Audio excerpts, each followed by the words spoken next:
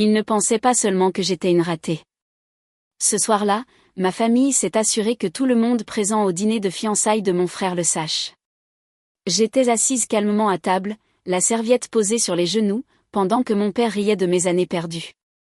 Mon frère arborait un sourire narquois et ma mère hochait la tête comme s'il s'agissait d'une vérité absolue. Je n'ai pas interrompu. Je ne me suis pas défendue. C'est alors que sa fiancée s'est penchée vers moi et a murmuré « Attendez, vous êtes là ». Le silence s'est abattu sur la pièce. Même ma mère s'est figée.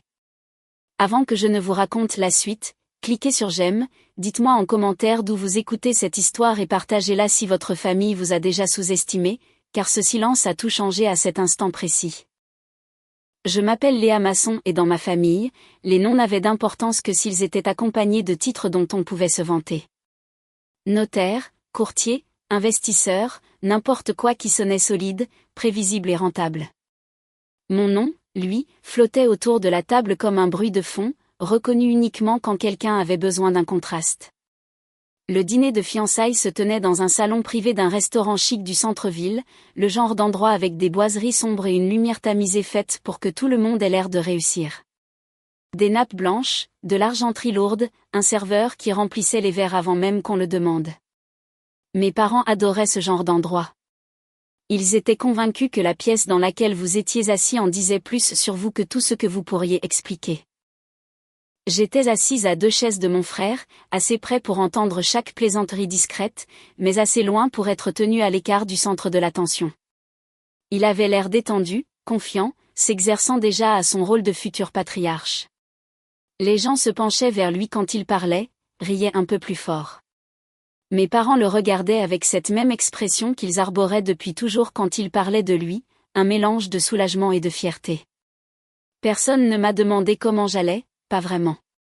Quand quelqu'un jetait un regard dans ma direction, ma mère comblait le vide avant que je ne puisse répondre. Léa se cherche encore, disait-elle avec douceur, comme si elle lissait un pli que seule elle pouvait voir. Mon père ajoutait quelque chose sur la patience, sur le fait que tout le monde n'était pas taillé pour supporter la pression. Il souriait comme s'il se montrait généreux. Je me concentrais plutôt sur la table, sur la façon dont la bougie vacillait, sur l'odeur légère de l'entrecôte grillée et du poivre, sur le bourdonnement des conversations qui s'échappaient de la salle principale. Ces détails me permettaient de garder les pieds sur terre. J'avais appris il y a longtemps que si je restais assez immobile, les gens finiraient par parler comme si je n'étais pas là. La fiancée de mon frère, Camille, était assise en face de moi. Elle ne dominait pas la table, elle l'observait. Quand mes parents parlaient, elle écoutait sans interrompre. Quand mon frère parlait de son travail dans l'immobilier de luxe, elle posait des questions qui l'obligeaient à ralentir. Ses yeux bougeaient avec précaution, captant le ton plus que les mots. À un moment donné, mon père a plaisanté sur le fait que mon parcours avait été radicalement différent. La table a ri poliment. J'ai ressenti ce serrement familier dans ma poitrine, celui qui vient quand on vous transforme en une histoire que quelqu'un d'autre contrôle. Je ne l'ai pas corrigé. Je ne me suis pas défendue. Le silence était devenu mon réflexe, non pas parce que j'étais faible, mais parce que j'en avais assez d'expliquer une vie que personne ne voulait comprendre. Ce que personne à cette table ne savait, c'est que ce n'était pas un simple dîner de plus pour moi. C'était un test pour voir combien de temps je pouvais rester dans une pièce construite pour m'exclure, et ce qui se passerait si quelqu'un finissait par remarquer les fissures. Mon nom était toujours arrivé en dernier dans les conversations sur la réussite. Jamais annoncé, jamais célébré, juste ajouté comme une note de bas de page que personne ne s'attend à lire. Cette soirée au restaurant n'avait rien de nouveau, elle était simplement plus bruyante. Alors que mon frère parlait de ses projets d'avenir, mes parents se penchaient vers lui, acquiesçant à chaque phrase.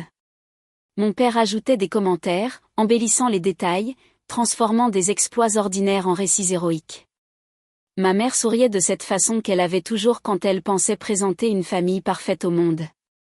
De temps en temps, l'un d'eux jetait un regard dans ma direction, juste assez longtemps pour me rappeler que je faisais encore partie du décor, de justesse.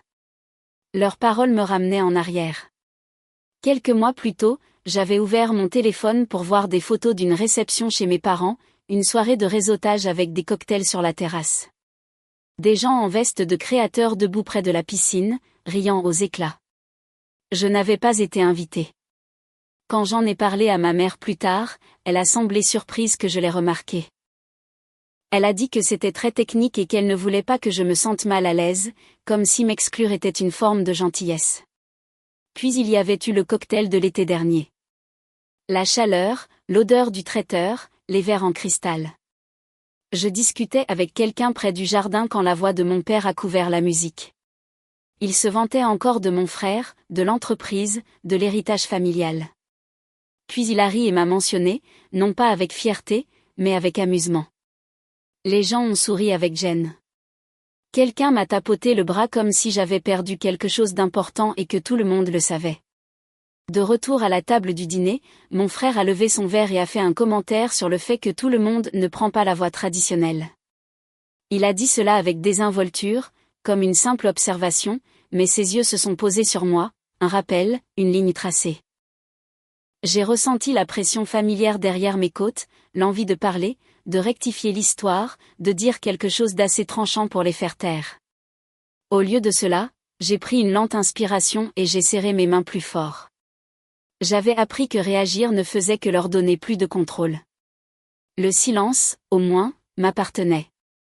Le pire, ce n'étaient pas les plaisanteries, c'étaient les offres d'aide. Mon frère m'avait appelé une fois avant le dîner de fiançailles, la voix douce et préoccupée. Il m'avait demandé si j'avais besoin d'aide pour m'acheter une tenue appropriée, disant qu'il ne voulait pas que j'aie honte. L'implication était claire, j'étais le problème qu'il fallait gérer. À table, ma mère s'est penchée vers Camille et a parlé de mon avenir comme s'il s'agissait d'un inconvénient non résolu. Elle parlait de stabilité, du fait que quelqu'un s'occuperait peut-être de moi un jour. Sa main s'est posée sur mon épaule, légère mais possessive. C'est à ce moment-là que quelque chose a basculé. Je n'ai pas levé les yeux tout de suite. Je me suis concentrée sur le son de mes battements de cœur, réguliers et contrôlés. Toutes ces nuits à travailler seule. Tous ces appels dont je ne pouvais pas parler. Toutes les décisions que j'avais prises sans l'approbation de personne.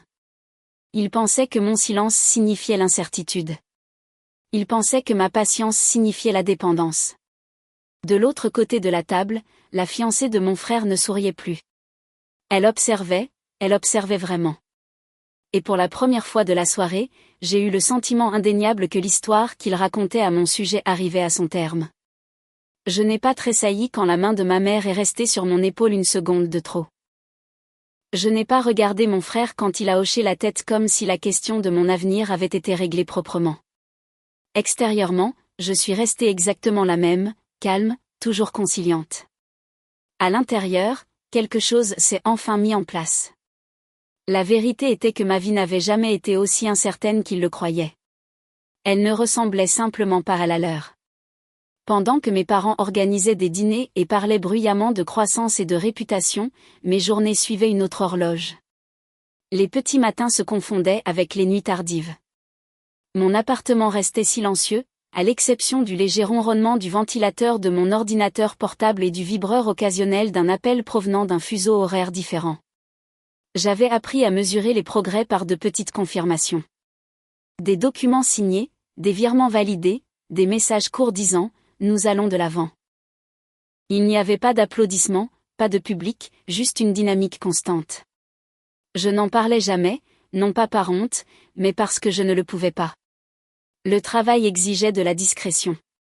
Les accords étaient encore fragiles. Un mot de trop pouvait défaire des mois de préparation. Alors, quand ma famille me proposait de l'aide, de l'argent ou des conseils, je souriais et déclinais. Les laisser me sous-estimer était plus sûr que de les corriger. Ce soir-là, au restaurant, alors que la conversation coulait autour de moi, j'ai réalisé à quel point ils avaient confondu retenue et faiblesse. Ils voyaient mon appartement en location comme la preuve que j'avais échoué. Ils voyaient mes vêtements simples comme une reddition. Ils ne voyaient pas la discipline qu'il fallait pour vivre discrètement tout en construisant quelque chose qui ne pouvait se permettre aucune distraction. Mon frère s'est adossé à sa chaise, satisfait. Mon père a commandé une autre tournée. Ma mère parlait des prochaines vacances, planifiant déjà qui s'assierait où. Ils étaient à l'aise, certains d'eux-mêmes. J'ai senti le changement avant même qu'un mot ne soit prononcé. En face, Camille avait cessé de participer aux récits familiaux. Son regard revenait vers moi, encore et encore, pensif, concentré. Elle n'écoutait plus les paroles. Elle observait les pauses, les moments où je choisissais de ne pas parler, la façon dont je ne me précipitais pas pour me défendre. J'avais déjà vu ce regard lors de réunions où les gens réalisaient qu'ils avaient fait de mauvaises suppositions. Pour la première fois de la soirée, je me suis permis de respirer un peu plus profondément. Non pas parce que j'attendais un sauvetage, non pas parce que j'avais besoin de validation, mais parce que je comprenais quelque chose qu'ils ignoraient. Le contrôle ne s'annonce pas toujours avec fracas. Parfois, il attend. Le dîner a continué, mais l'équilibre avait déjà changé. Mes parents parlaient toujours, faisaient toujours leur mise en scène. Mon frère était toujours confiant, et pourtant, il y avait une tension croissante sous la surface, comme un fil tendu à l'extrême. Je suis restée assise. Je suis restée silencieuse. Non pas parce que je n'avais nulle part d'autre où aller, mais parce que je savais exactement quand il serait important de me lever. Le serveur est revenu avec une autre tournée de boissons, posant les verres avec précaution, ignorant que l'air à table s'était alourdi. Mon père a levé son verre le premier, désireux de reprendre le contrôle de la salle. À la famille, a-t-il dit avec un large sourire. Et au nouveau départ. Tout le monde a fait écho, sauf moi. J'ai levé mon verre une seconde plus tard, juste assez pour ne pas me faire remarquer. J'avais appris à survivre à des moments comme celui-ci en restant un demi-temps en arrière. Mon frère s'est lancé dans une autre histoire sur ses projets. Une plus grande maison, de plus grandes responsabilités, un plus grand avenir. Il parlait avec l'assurance de quelqu'un qui n'avait jamais été remis en question. Mes parents comblaient les trous pour lui, s'interrompant l'un l'autre, polissant chaque phrase jusqu'à ce qu'elle brille. Et Léa, a soudain ajouté mon père, agitant la main dans ma direction comme s'il se souvenait d'un détail tardivement. Eh bien, elle a toujours été indépendante. La pause avant ce mot était délibérée. Ma mère a ri doucement.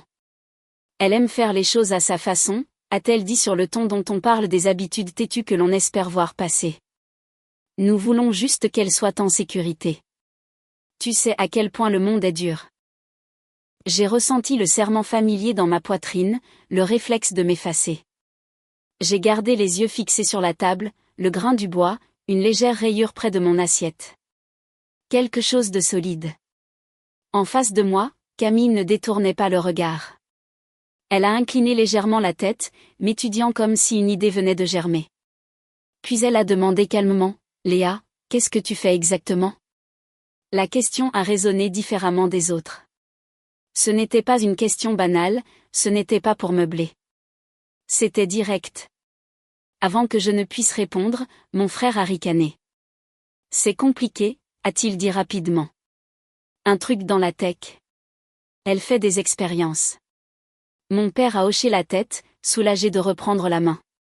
Beaucoup de gens essaient ce genre de choses, c'est un secteur difficile. J'ai senti la chaleur monter dans mon cou. Pourtant, je n'ai rien dit. Camille ne souriait pas. Quel genre de plateforme ? A-t-elle demandé, les yeux toujours fixés sur moi. La table est devenue silencieuse d'une manière inhabituelle. Mes parents ont bougé nerveusement. Mon frère s'est raclé la gorge.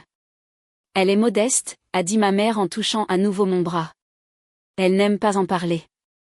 C'est alors que Camille s'est penchée, baissant légèrement la voix. Pas assez pour que ce soit un secret, mais assez pour changer l'ambiance. Est-ce que c'est lié à la logistique ? M'a-t-elle demandé. J'ai levé les yeux pour la première fois depuis des minutes. Oui, ai-je dit. Un seul mot, calme, assuré. Ses sourcils se sont levés de façon presque imperceptible. À l'échelle mondiale ? A-t-elle continué ? J'ai hoché la tête. Mon frère a ri à nouveau, un peu trop fort. Vous voyez, c'est ce que je disais, c'est très vague. Camille l'a ignoré. Son attention s'est aiguisée, professionnelle désormais. Optimisation de la chaîne logistique ? J'ai senti mon pouls ralentir. Oui. Le silence s'est épaissi. Elle a expiré lentement, sans jamais me quitter des yeux. Puis elle a murmuré, juste assez fort pour que toute la table l'entende, « Attendez, vous êtes… » Elle s'est arrêtée au milieu de sa phrase. L'effet a été immédiat. La conversation est morte. Les verres sont restés suspendus à mi-chemin des bouches. Même le serveur, à quelques tables de là, a semblé hésiter. C'était comme si toute la pièce avait pris une inspiration et avait oublié comment expirer. Mon père a froncé les sourcils. « Qu'est-ce qu'il y a ?» a-t-il demandé, l'irritation pointant dans sa voix. Camille s'est redressée sur sa chaise. « Léa Masson », a-t-elle dit avec précaution. « Vous êtes la fondatrice, n'est-ce pas ?» Personne n'a parlé. J'ai croisé son regard et j'ai fait un petit signe de tête. Le son que mon frère a émis n'était pas vraiment un rire, ni vraiment un soupir de surprise. « La fondatrice de quoi ?» a-t-il exigé. Elle ne lui a pas répondu. Elle a cherché dans son sac à la place et a sorti son téléphone, tapotant l'écran avec aisance. Quand elle l'a retourné, le titre a rempli l'espace entre nous. Un article spécialisé dans le secteur industriel. Pas de photo de moi, juste une analyse, des chiffres, des citations d'investisseurs louant une fondatrice qui préférait rester dans l'ombre. Elle a fait glisser le téléphone vers le centre de la table. C'est, a-t-elle dit d'un ton égal, l'une des plateformes les plus suivies du secteur en ce moment. Lancement discret, forte traction initiale, portée internationale. Mon père s'est penché en avant, plissant les yeux. Le sourire de ma mère avait complètement disparu. Nous essayons d'obtenir un rendez-vous depuis des mois, a continué Camille. Pas de presse, pas d'interview, juste des résultats. Mon frère a secoué la tête. Ce n'est pas. Il s'est arrêté quand il a réalisé que personne ne l'écoutait. Elle l'a alors regardé, enfin. Tu disais que tu voulais que je rencontre des visionnaires, a-t-elle dit. Sa voix n'était pas tranchante, c'était pire, elle était maîtrisée. Je ne m'attendais pas à ce qu'il y en ait une assise en face de moi. La pièce est restée figée. La main de ma mère a glissé de mon épaule comme si elle l'avait brûlée.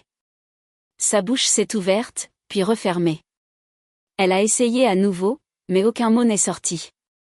Mon père s'est redressé, le visage blême. « Pourquoi ne nous l'as-tu pas dit ?» a-t-il demandé, son ton agressif émoussé par la confusion. Je n'ai pas répondu tout de suite. J'ai pris mon verre, j'ai bu une petite gorgée et je l'ai reposé soigneusement. Vous n'avez jamais posé la question, ai-je dit. Mon frère s'est levé brusquement, sa chaise grinçant sur le sol. C'est ridicule, a-t-il lâché. Si c'était vrai, nous le saurions. Les yeux de Camille sont revenus sur son téléphone. C'était justement tout l'intérêt que vous ne le sachiez pas, a-t-elle dit. Quelque chose dans l'expression de mon frère s'est brisé. Pas de la colère, de la peur. Autour de nous, le bruit du restaurant est revenu lentement, mais notre table restait isolée, comme si nous étions enfermés dans une cloche de verre. Les gens nous regardaient maintenant, chuchotaient. Je me sentais étrangement détaché, calme d'une manière à laquelle je ne m'attendais pas. Je ne l'ai pas caché pour prouver quoi que ce soit, ai-je dit d'une voix ferme. Je l'ai caché parce que je n'avais pas besoin d'approbation. Mon père a dégluti. Ma mère fixait la nappe, les doigts crispés. Je me suis levé, lissant ma serviette avant de la placer à côté de mon assiette. Le mouvement semblait cérémoniel, final. Je devrais y aller, ai-je dit en jetant un regard à Camille. C'était un plaisir de vous rencontrer. Elle a hoché la tête une fois, le respect clair dans son expression. Je n'ai pas regardé ma famille à nouveau, je n'en avais pas besoin. Alors que je sortais du salon privé, le silence m'a suivi. Pas le silence familier du mépris, celui-ci était lourd, inconfortable, mérité. Derrière moi, personne n'a parlé. Et pour la première fois de ma vie, ce silence ressemblait à une justice rendue. Je ne me suis pas pressé en quittant le restaurant. L'air de la nuit semblait plus frais qu'il ne l'aurait dû, effleurant ma peau comme une renaissance. J'ai marché un pâté de maison avant de m'arrêter, laissant le bruit s'estomper derrière moi. Mon téléphone a vibré une fois dans ma main. Je ne l'ai pas regardé. Pendant des années, j'avais imaginé ce moment se terminant par des cris ou des excuses. Au lieu de cela, il s'est terminé par rien. Et d'une certaine manière, c'était plus fort. Dans les jours qui ont suivi, le silence a persisté. Pas de message dans le groupe familial, pas de texto soigneusement formulé faisant semblant que rien ne s'était passé. Quand ma mère a fini par appeler, sa voix était tremblante. Elle posait des questions qui ressemblaient plus à des tentatives de reprendre pied qu'à une véritable curiosité. J'ai répondu poliment, brièvement. Je ne comblais plus les vides pour elle. Mon frère n'a jamais repris contact. J'ai appris par quelqu'un d'autre que le dîner de fiançailles était devenu un sujet gênant dans les récits, l'histoire étant modifiée pour protéger l'orgueil de chacun. Je les ai laissés réécrire l'histoire. Je n'avais pas besoin de crédit, j'avais besoin de distance. Ce qui m'a le plus surprise, c'est à quel point tout semblait léger une fois que j'ai cessé de porter leurs attentes. Mon travail a continué. Les appels, les décisions, les progrès. Rien n'avait changé de ce côté-là. Ce qui avait changé, c'était le calme en moi, l'absence de cette tension constante, cette envie de prouver quelque chose à des gens qui avaient déjà décidé qui j'étais. J'ai réalisé alors que la résolution ne ressemble pas toujours à une réconciliation. Parfois, elle ressemble à de la clarté, au fait de savoir où vous terminez et où commencent les opinions des autres. Je n'ai pas perdu ma famille ce soir-là, j'ai perdu la version de moi-même qui ne cessait de rétrécir pour entrer dans leur moule. Et elle ne me manquait pas du tout. Je pensais autrefois qu'être acceptée par ma famille me ferait enfin me sentir entière. Maintenant, je sais que me comprendre moi-même était bien plus important que de gagner une place à leur table. Cette nuit-là n'a pas changé qui j'étais, elle l'a révélé. Si vous avez déjà été sous-estimé par les personnes qui étaient censées vous voir le mieux, vous n'êtes pas seul. Dites-moi en commentaire d'où vous écoutez cette histoire et dites-moi ce qui vous a aidé à tenir bon. Et si des histoires comme celle-ci comptent pour vous, abonnez-vous pour ne pas manquer la prochaine.